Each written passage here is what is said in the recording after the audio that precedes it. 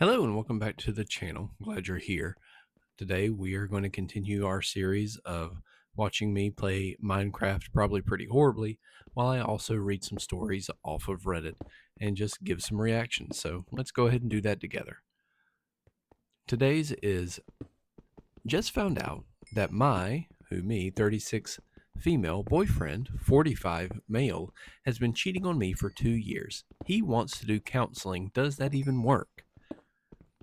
I'll try to keep this as short as possible. Boyfriend of 2 years, we have had a wonderful, fun, caring, and kind relationship. He has a son, and I have two children. They have all met and are all friends. We've all been talking about moving in together, as in buying a house together, as we would need a place that has enough room for everyone.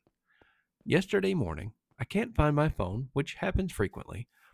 I ask him to call my cell, which he does, and it keeps ringing until it goes to voicemail. He gets distracted with the kids. I find my phone and I go back to retrieve his phone, which is still unlocked. Let me note here, I have never looked at his phone. I have never suspected the need to.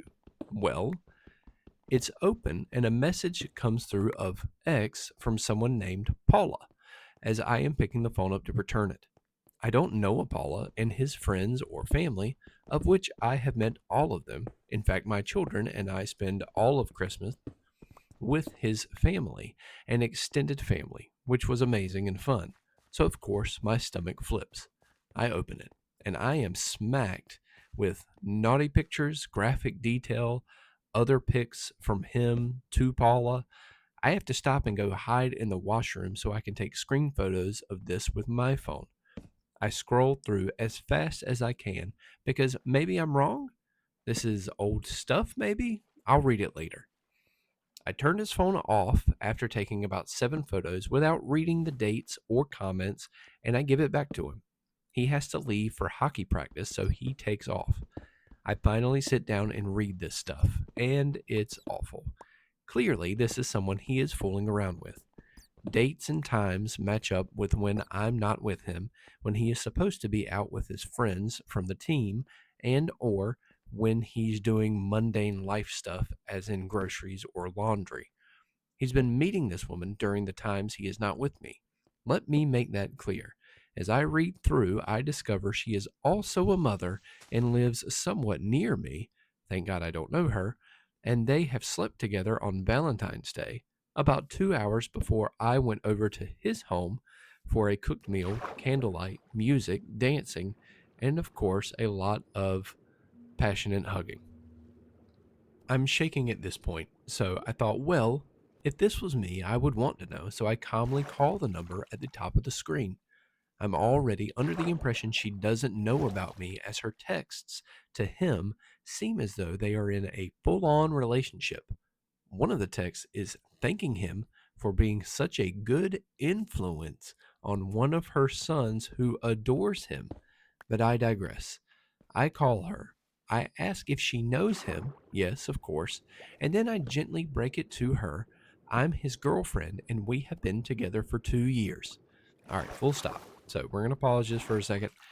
So, number one, not that I really care about an age gap, but that's a 9 year age gap between these two. And that's kind of big. That's significant. I would be interested to know how old his children are versus your children. I'm glad that they get along together. That's really nice. If I had to guess, I'm going to say that she doesn't know about her because if she's going to make a comment that this man is a good role model for her son, there's no way that she knows about this other woman because no mother in their right mind would hold somebody up in high regard who they actively know is cheating on somebody else. Like that would be bonkers. So let's continue. She bursts out crying, of course. Didn't know about me. She's sorry. I'm sorry too. We agree to meet while Sir is at hockey. Once we do, we compare timelines. She started dating him the same week I did. So, yeah, he's been cheating on me for 2 years. It comes to light he had been pulling away from her for about the last year, which is kind of logical. That's when I became part of the family, kids met each other, we started traveling together, etc. But he never ended things. It turned into more of a friends with benefits relationship, but might I add, they only used the pill as birth control. And since we've been together so long, I can't get pregnant anymore. We have been not using protection. My loving boyfriend also was putting my health at risk when we did this. Yes, I'm going to the doctor tomorrow to get tested. All right, pause. So he's 45 and playing hockey. Like, I'm concerned for his well being. I mean, now hockey players, some of them get up there, but so we decided to confront him. His son was not be home for the rest of the afternoon. Bless you, birthday parties. So I went over first and left the front door unlocked. Started making tea and waited for the girlfriend to show up, and boy, did she. She burst through the door, punched him right in the face, and laid into him something fierce. I was shaking violently. I was so upset. Listening to her give him hell for leading him on, for using her, for lying to her for 2 years. Pause. I would be crying from laughter just watching what he had coming to him unfold in your living room. Also, just the image in my head of a woman essentially kicking in a door and a man sitting on a couch, like he's probably playing like NHL on his Xbox, and this woman he stands up confused and she just lays into him. But anyway, we'll continue.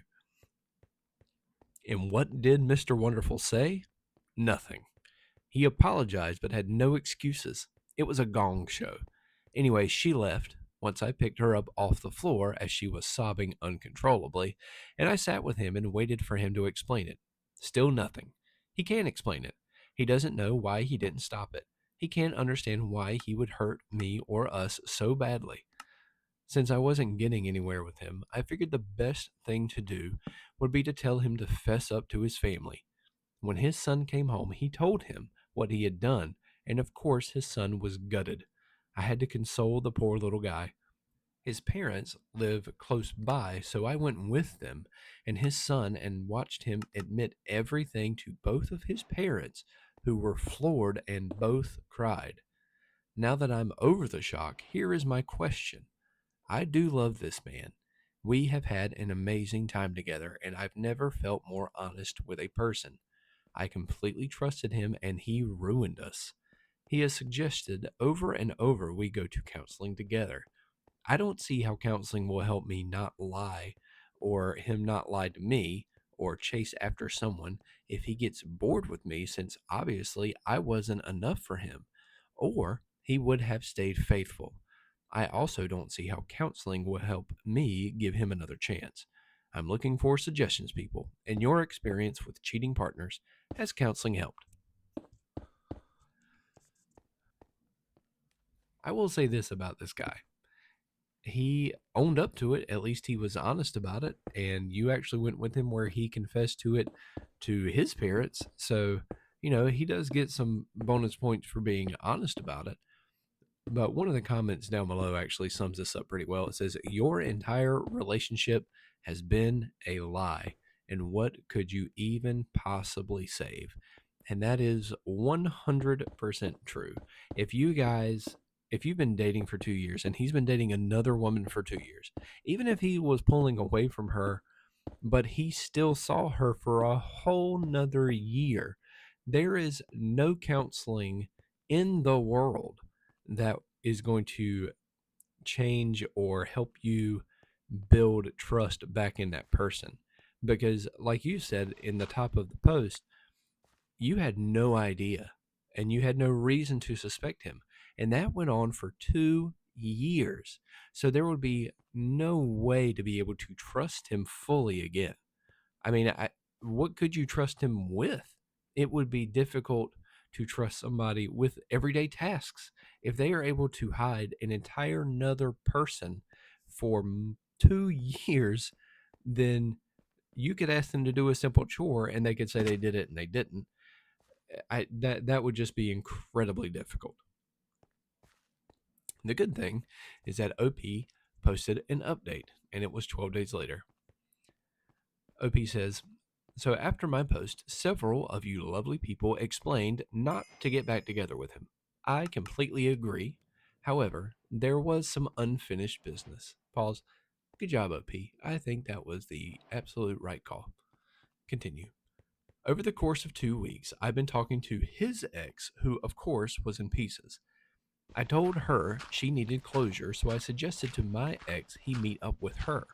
Even offered to watch his son so they could meet. He said he would be an hour tops.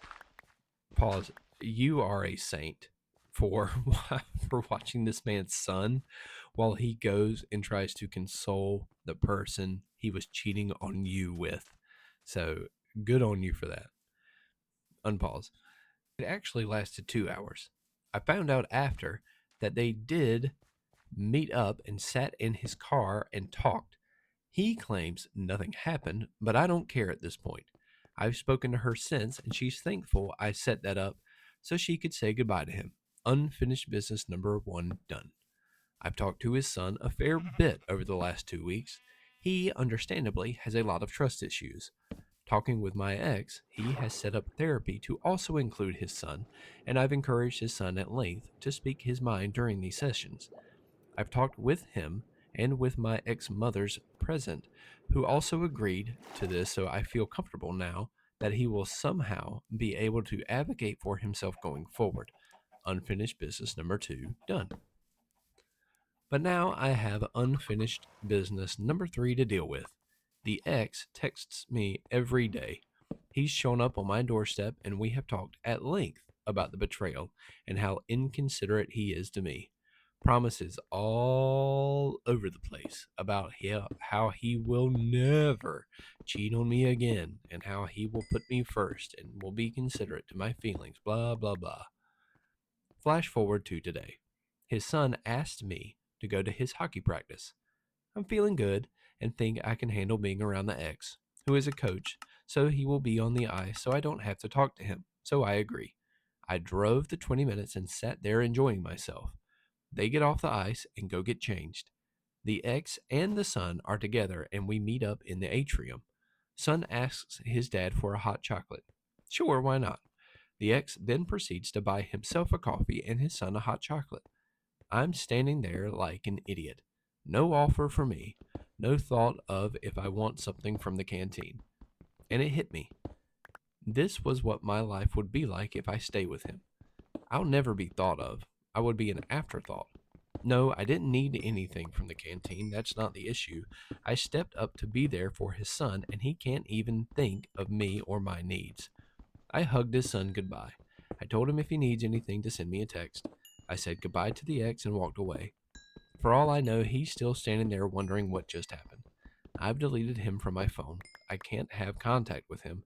I don't have the heart for it yet, but I'll cut ties with his family on social media, as I don't want the reminders of the life I could have had, but was in fact all a lie. This is all just to say thank you for the advice on here. I've never been in this situation before, and I hope I never am again. So, OP, first, appreciate the update. I think you made the right decision for stepping away from this person. Also, kudos to you for trying to stay in that kid's life to at least establish him being or having at least somewhat normal relationships. However, like you said, you're going to eventually delete his family from your social media. Eventually, you're going to drift away from that boy as well. I hope the therapy does help him and the man, because this entire episode, if he already has trust issues, is just going to exacerbate them.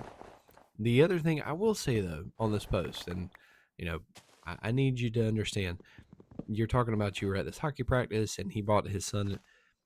Maybe he was trying to move on. Like maybe he wasn't trying to win you back or anything and treat you just as a, somebody that he knew. Now, would it be kind or courteous for him to offer, be like, hey, I'm going to the canteen. Do you need anything? But I can also kind of see that from his perspective where, he's already messed up 2 years of his entire life. And so it's awkward and he might not be thinking straight. Now, you said that you could kind of see, that would have been the future for you. That would have been the life you had. So maybe that's just how he was. But if it was how he always treated you, then the expectation shouldn't have changed in that moment. So, while I do agree that you made completely the right choice here, I wouldn't that part of it. I don't really. That part of it to me is slightly irrelevant. So yeah. Now, in my Minecraft world, and you can kind of see, I really like to mine and cave and really just gather resources. Like if I staircase down and I find a mine shaft, I'm going to try to go through every tunnel in that mine shaft to find every resource. And to me, that's just more fun. I like doing that. I eventually will build things like an iron farm or something like that. But I've had worlds before where I've built iron farms and they're so overpowered that it almost takes the fun out of, diving down deep into these caverns to try to find, a pocket of iron. So, anyway, so next I want to branch out a little bit. I want to read at least one or two from tales from your server. If you have ever worked in a restaurant before as a server, then there are a lot of stories on here that you can 100% relate to. And today's story is titled "Kind of Sucked When the Plan Was to Close at 6 p.m. on Thanksgiving, but changed to a full day instead." Whew.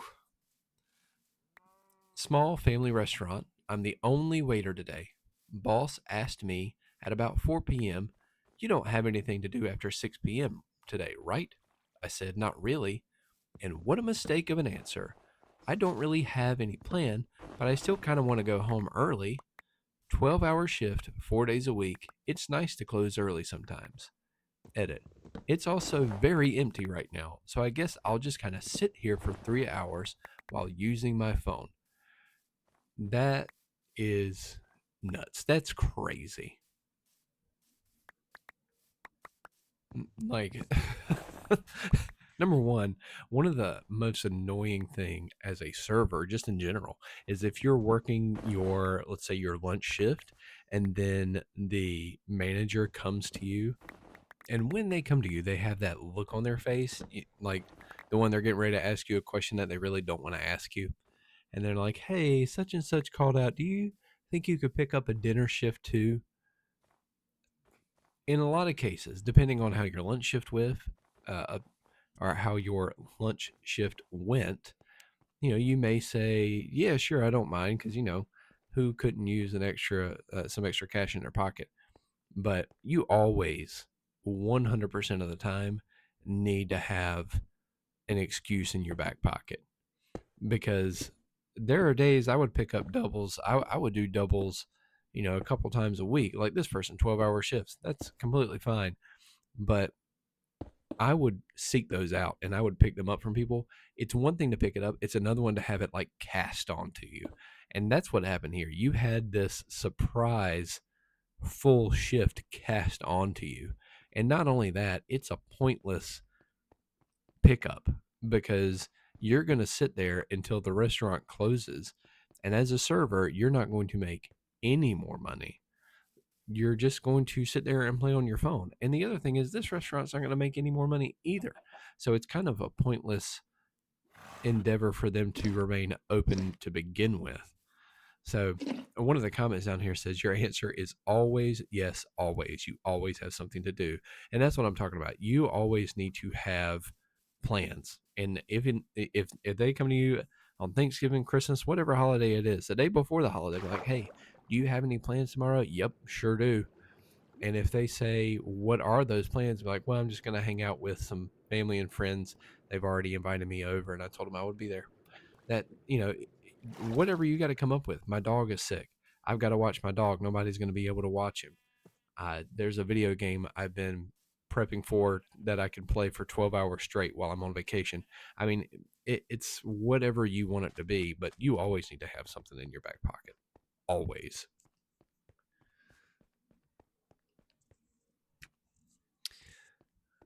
The last story from Tales from Our Server: the guy who tipped me 50 cents and told me to smile more. 18, female waitress here. A guy in his 30s or 40s was flirty and making jokes. Gross. I keep it polite at the end, and he tipped me 50 cents, winked, and said, "Could have been more if you smiled more." I think I was smiling the normal amount. Let me know if this is normal and if this has happened to you. That is that's stupid. That's terrible. Absolutely not. If you smiled more. How about this? Did you provide good service? Because that's what a tip is for.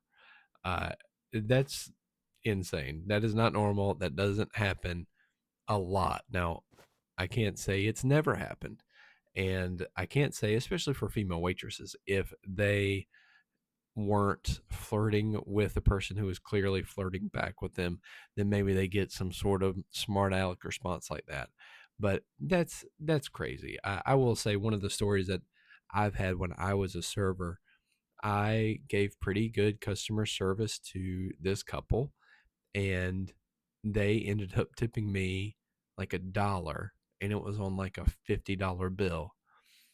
And the guy had the audacity, number one, to ask me to sit down in the booth, and then number two, essentially dress me down and tell me that I disappointed them with my service, and that because of me, they will never come back to the restaurant.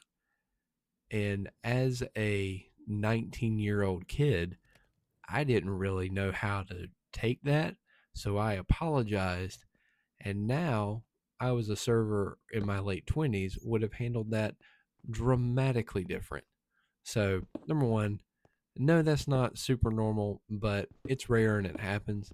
And number two, if that happens again, if it were me, you can tell him to pound sand, and then you can tell your manager, and any manager worth their salt will tell that guy not to come back.